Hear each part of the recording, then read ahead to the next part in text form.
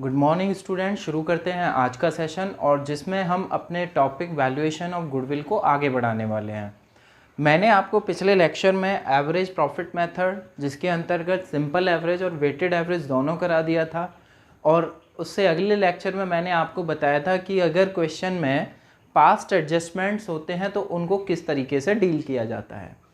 आज के सेशन में हम पढ़ेंगे कि गुडविल वैल्यूएशन की जो सुपर प्रॉफिट मेथड है वो एक्चुअल में है क्या और उसका आधार क्या है, और सुपर प्रॉफिट मेथड के अकॉर्डिंग हम गुडविल कैसे कैलकुलेट करते हैं।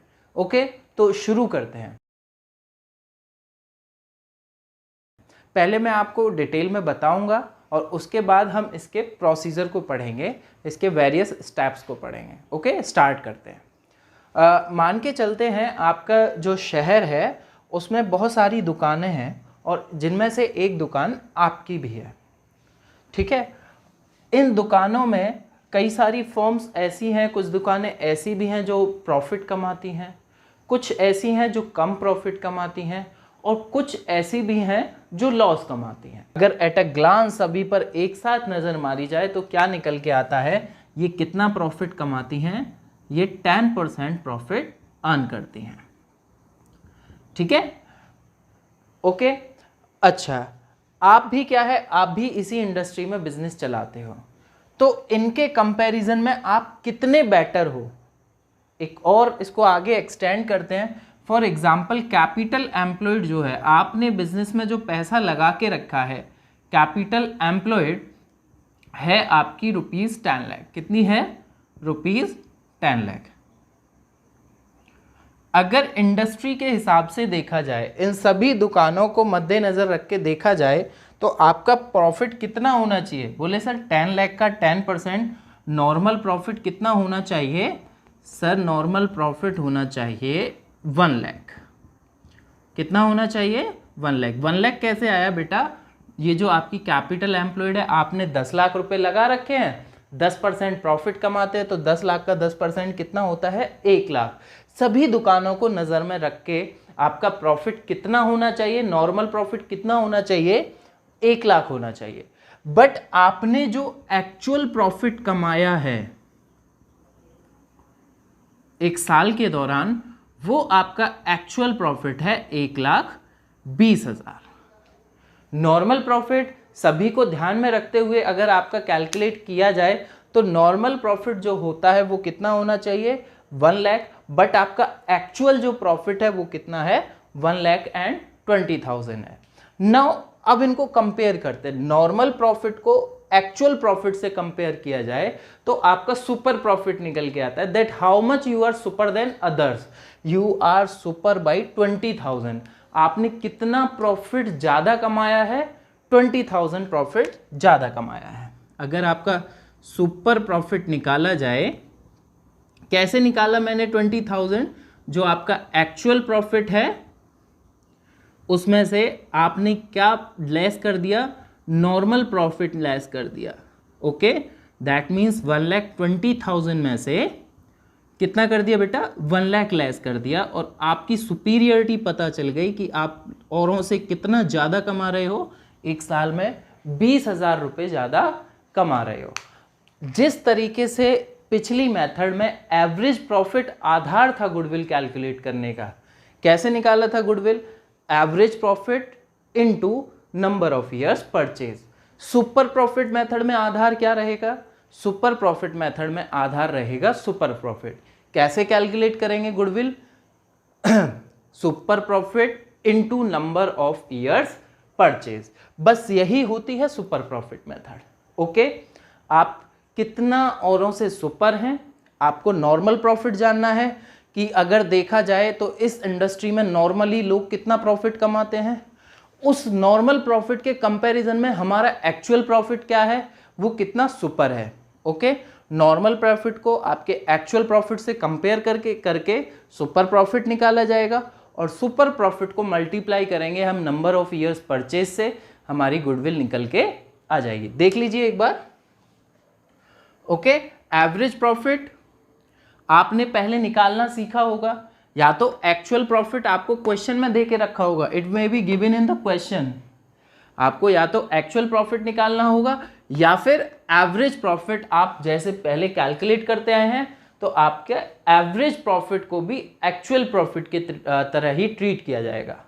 ओके, फर्स्ट स्टेप है आपको क्या पता करना है, एवरेज प्रॉफिट या फिर एक्चुअल प्रॉफिट। ओके, आप इसको पता कर लेंगे।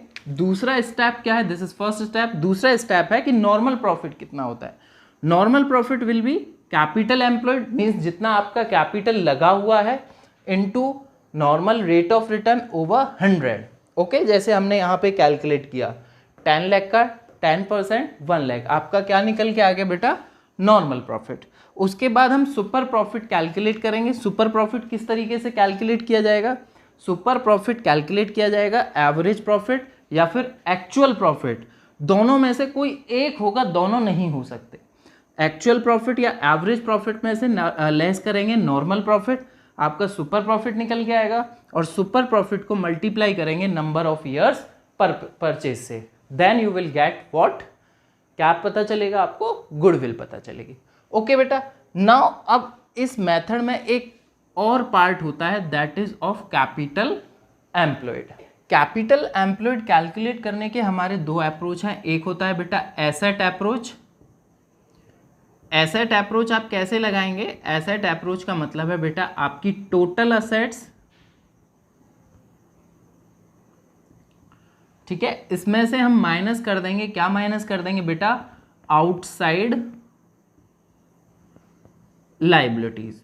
जो आपने अकाउंटिंग इक्वेशन पढ़ा था 11th स्टैंडर्ड में, वही आपका कैपिटल एम्प्लॉयड कैलकुलेट करने का तरीका है। ओके बेटा,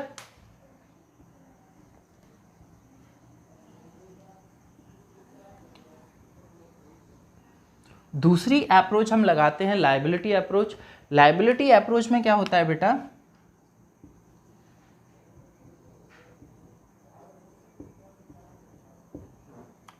लायबिलिटी अप्रोच में बेटा आप कैसे कैलकुलेट करते हैं, आप कैपिटल में रिजर्व्स को ऐड करके निकालते हैं। क्या निकालते हैं, रिजर्व्स को ऐड करके। एक और चीज आती है, एक और चीज क्या है, वो होती है बेटा फिक्टिशियस असेट।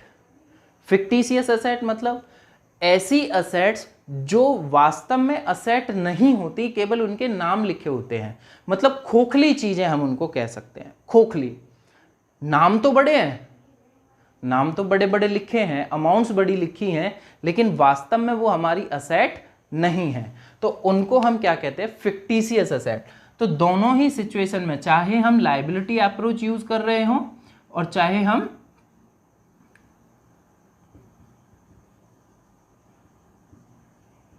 हम लायबिलिटी अप्रोच यूज कर रहे हों, चाहे हम एसेट अप्रोच यूज कर रहे हों, दोनों ही सिचुएशन में हम फिक्टिशियस एसेट्स को लेस कर देंगे। तो ये हमारे फॉर्मूले हैं कैपिटल एम्प्लॉयड को कैलकुलेट करने के। ओके बेटा, तो मेन जो पार्ट है आपका कैपिटल एम्प्लॉयड होता है, जहां पर कठिनाई ज़्यादा होती है वो मैंने आपको बता दिया। सुपर प्रॉफिट मेथड से गुडविल कैलकुलेट करनी मैंने आपको बता दी। तो आपने क्या करना है, बस स्टेप्स फॉलो करने हैं और आंसर्स कैलकुलेट करने हैं। ओके, चलिए अब आपकी बुक से कुछ प्रॉब्लम्स ले लेते हैं।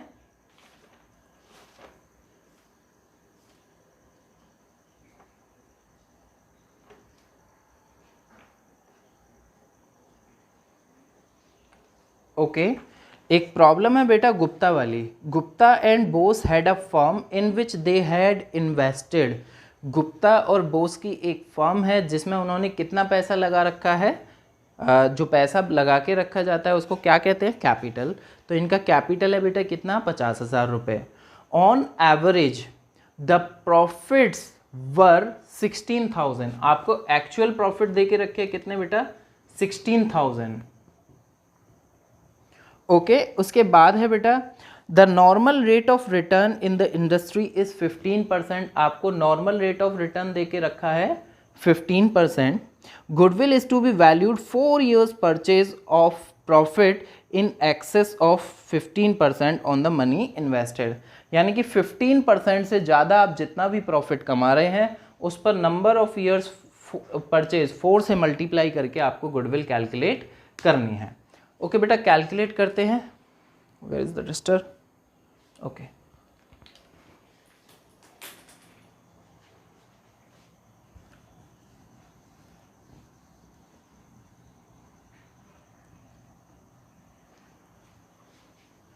आपको एवरेज प्रॉफिट दे के रखा है 16,000, आपको कैपिटल एम्प्लॉयड दे के रखी है कितनी रुपए बेटा? 50,000 रुपये। 50,000, आप 50,000 को नॉर्मल रेट ऑफ रिटर्न 15 से मल्टीप्लाई करेंगे, आपके पास नॉर्मल प्रॉफिट निकल के आ जाएगा। नॉर्मल प्रॉफिट कितना होता है? 7,500 रुपये। Your average profit is 16,000 and normal profit is 7,500। आप सुपर प्रॉफिट निकाल सकते हैं, एवरेज और actual profit minus normal profit. It means 16,000 minus 7,500। Okay बेटा, कितना आएगा? 8,500। Your average super profit is 8,500 और आपकी गुडविल कितनी हो जाएगी? 8,500 into number of years purchase 4, तो कितना होएगा? 34,000। यस और नो? चेक कर लीजिए। समझ में आया? बेहद आसान है super profit method, average profit method से भी ज्यादा आसान है super profit method. Okay, come to the next problem. The capital of the firm of Sakshi, Mahak and Megha is 1 lakh and the market rate of interest is 15%।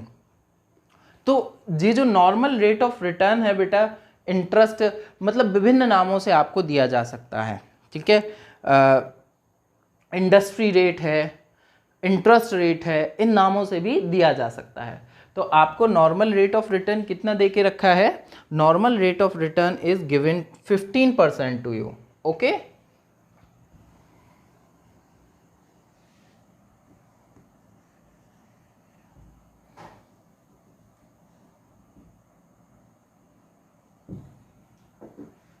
okay, normal rate of return is 15%. The net profit for the last 3 years 30, 60, 36 and 42,000. Goodwill is to be valued at 2 years purchase of last 3 years super profit.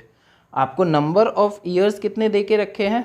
2, और आपको ये बोला है पिछले 3 साल का जो profit है उससे सुपर प्रॉफिट कैलकुलेट कीजिए। मींस एवरेज निकालना पड़ेगा आपको पिछले 3 साल का, और एवरेज निकालना आप जानते हैं total profit upon number of years. 30 plus 36 plus 42, तीनों को ऐड करके आप एवरेज प्रॉफिट निकाल लीजिए। 3 से डिवाइड कर देंगे नंबर ऑफ ईयर्स से, तो कितना हो जाएगा? It will be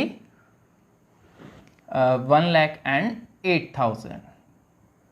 इसको डिवाइड करेंगे 3 से, आपका एवरेज प्रॉफिट आएगा 3 3 जा 9 एंड 3 6 जा 18। 36,000 क्या निकल के आ जाएगा बेटा? आपका average profit. Normal profit is given, rate of normal profit is given 15% and capital employed is 1 lakh. तो 1 लाख का आप 15% निकालेंगे तो आपको नॉर्मल प्रॉफिट कितना मिल जाता है? 15,000। Now you can evaluate the super profit. Super profit calculate करेंगे कैसे? Actual profit minus normal profit, that means 36 minus 15। Okay, and that will be multiplied by the number of year purchase and you will get goodwill in that way. Okay, let us come to the next problem. Next problem is 16. The average net profit expected in future by XYZ firm is 36,000 per year. Okay. Average capital employed in the business by firm is 2 lakh. Capital employed is given 2 lakh. आपको profit दे के रखा है actual और average profit या expected profit का है 36,000. Okay. Normal rate of return from capital invested in this class 10%. Normal rate of return आपको दे के रखा है. इस क्वेश्चन में जो इंपॉर्टेंट पॉइंट है वो है remuneration of the partner is estimated to be 6,000 per annum. जो रेम्यूनरेशन है, पार्टनर को मिलने वाला पैसा है वो कितना है? 6,000 है सैलरी के तौर पे. तो आप क्या करेंगे, जब आप एवरेज प्रॉफिट लेंगे तो 36,000 का आपको देके रखा है, उस 36,000 में से रेम्यूनरेशन ऑफ पार्टनर्स आप लेस कर देंगे। पार्टनर्स का रेम्यूनरेशन लेस करने पर जो प्रॉफिट बचेगा that will be your actual profit. Okay, actual profit will be 30,000 and rest you can do. Okay, इसको कीजिएगा। उसके बाद मैं आपको एक क्वेश्चन पे लेके चलता हूं।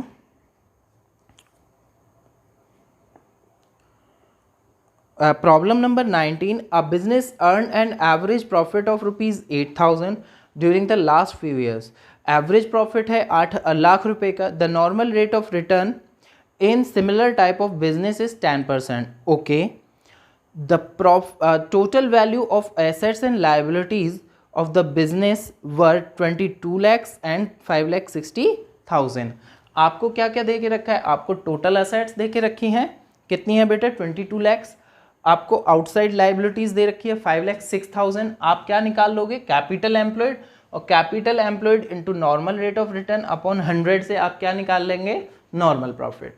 ओके, एवरेज प्रॉफिट और नॉर्मल प्रॉफिट की सहायता से आपका सुपर प्रॉफिट निकलेगा, और सुपर प्रॉफिट को मल्टीप्लाई कर देंगे number of years purchase, that is given 2.5 years. उसको मल्टीप्लाई करके आप लोग गुडविल एवेल्युएट कर लेंगे। ओके बेटा, आगे चलते हैं। Question number 20, capital of the firm of Sarma and Verma is 2 lakh and the market rate is 15%. Capital भी दे के रखी है, मार्केट रेट भी दे के रखा है। Annual salary to the partner is 12,000 each. Okay, the profits for the last 3 years were 60, 72 and 84,000. Goodwill is to be valued at 2 years purchase of last 3 years average super profit. आपको बेटा जहां भी partners के expenses दे के रखे हैं, salary दे के रखे हैं, उसको एक्चुअल प्रॉफिट में से या एवरेज प्रॉफिट में से लेस कर देना है। इंपॉर्टेंट पॉइंट है, मैंने लिखा हुआ है आफ्टर एडजस्टमेंट जो भी पार्टनर्स के एक्सपेंसेस हैं, जो भी सैलरीज हैं, उनको आप लेस कर दोगे, आपका एक्चुअल एवरेज प्रॉफिट निकल के आ जाएगा, एंड रेस्ट जो भी आपको स्टेप्स बताए हैं वो फॉलो करेंगे आप लोग, and you will get the value of goodwill. Okay. Problem number next is A and B are equal partner. They decide to admit C for 1/3 share. For the purpose of admission C, goodwill of the firm is to be valued at 4 years purchase of super profit. Average capital employed is 1,50,000. Normal rate of return may be taken 15%. Very easy question, you can do yourself. Problem number next, on 1st April 2018 an existing firm had assets of 75,000 including cash of rupees 5,000. Its creditors amounted 5,000. On that date the firm had a reserve of 10,000 while partners capital account showed a balance of 60,000. तो यहाँ पर बेटा capital निकालने के आप दोनों approach से निकाल सकते हैं।